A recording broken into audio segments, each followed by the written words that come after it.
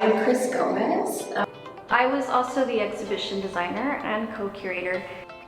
We knew we wanted to begin with Chris's design and shoemaking process. There's a wall mural of Chris's studio that you step into with shoe lasts above you, and then you see some shoemaking tools, and then you see the rest of the shoes. And we wanted to do that so that once people see the shoes, it's, you know, a wow moment. The first room is Bauhaus to Gesteel, and then we move into fantasy and pop, and then brutalism and punk.